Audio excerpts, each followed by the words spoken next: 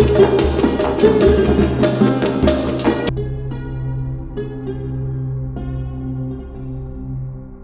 kita menggantungkan nasib kita pada Allah luar biasa. Ada seorang syekh, saya dengarkan ceramahnya, menarik sekali.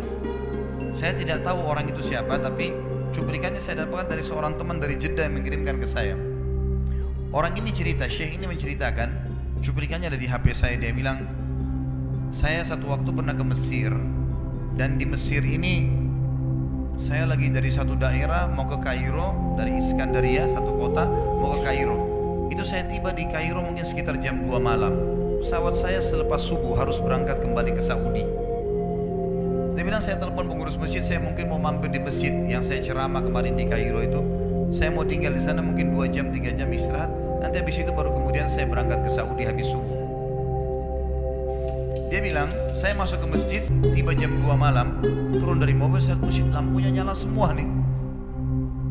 Kemudian setelah saya masuk masjid, saya temukan ada orang di mihrab, imam, lagi sujud nangis-nangis. Dan luar biasa, tangisannya itu kalau orang dengar membuat orang yang dengar pun mau menangis. Jadi saking luar biasa dia merengeknya sama Allah dalam sujudnya. Kata syekh ini, saya pun sambil berdoa sama Allah, ya Allah kabulkan permintaannya orang ini. Walaupun saya belum tahu apa yang diminta gitu. Dia bilang selesai dia sholat, saya dekati dia, saya bilang, Masya Allah, doa apa ini? Luar biasa ini. Doa yang diikuti dengan tangisan di sepertiga malam menjelang subuh. Allah turun ke langit bumi, dikabulkan nih. Dia bilang, demi Allah syekh. Karena syekh ini orang Arab biasanya panggil, bisa orang pintar, bisa orang kaya, bisa orang tua. Jadi kalau antum dipanggil syekh, jangan bangga dulu. Karena banyak maknanya itu. Ya. Jadi dipanggil syekh, kita tidak tahu, biasa juga di Saudi begitu ya. Kalau ada orang kita tidak kenal dipanggil syekh, syekh sini syekh. Walaupun antum bukan syekh sebenarnya gitu. Ya. Maka dia bilang, demi Allah syekh, dia tidak tahu kalau ini orang memang ulama gitu. Istri saya sekarang lagi dirawat di rumah sakit dan saya harus bayar 14.500 jenih atau ponnya Mesir. Saya harus bayar rumah sakit. Kalau enggak istri saya enggak bisa dioperasi. Ini sudah parah sekali. Kata syekhnya, jadi gara-gara itu kau sujud sama Allah. Dia bilang, iya, lanjutkan nangis sama Allah. Allah tidak akan menyanyiakan orang yang ikhlas minta padanya. Lanjutkan, nikmati sujudmu, pasti Allah akan berikan jalan keluar. Dia bilang, iya baik.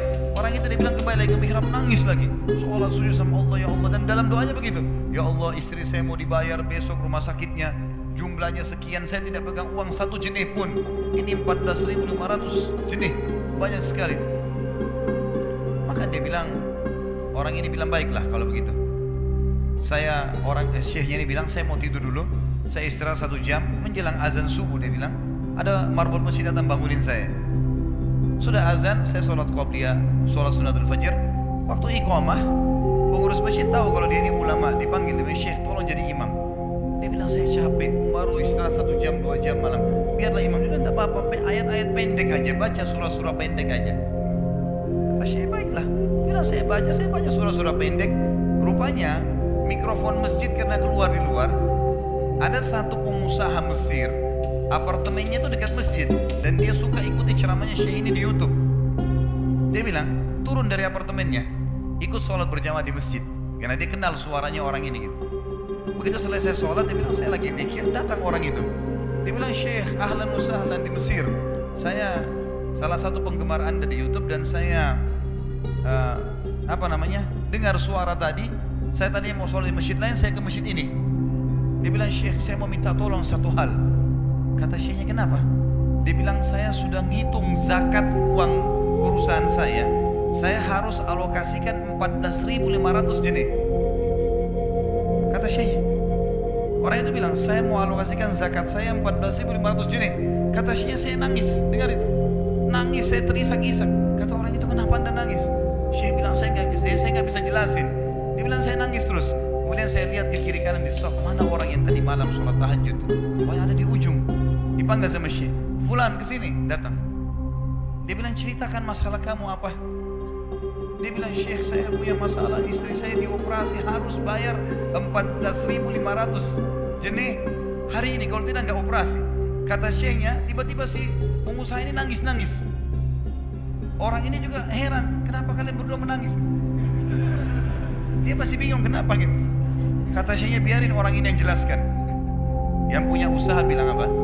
Demi Allah Syekh, saya sudah 1 minggu taruh uang ini di lemari saya, sudah 1 minggu. Setiap hari istri saya bilang, turunkan, lakukan haknya Allah, zakat itu keluarkan. Dia bilang, saya ingin dapat 1 orang yang saya kasih langsung daripada saya bagi-bagi. Saya mau 1 orang saya kasih, selesaikan masalah dia, dan Allah selamatkan saya di akhirat. Orang ini jadi nangis. Orang yang punya minta butuh nangis. Kata pengusahanya, ini uangnya silahkan, 14.500. Semoga Allah selesaikan urusan saya di akhirat gara-gara saya bantu kamu. Kata syekhnya, demi Allah yang terjadi, orang ini yang siapa namanya, orang yang punya uang ini yang dikasih uang, dia tiba-tiba lupakan saya dan lupakan si pemilik uang. Dia langsung angkat kepalanya ke langit sambil menangis mengatakan, ya Allah, aku mencintaimu.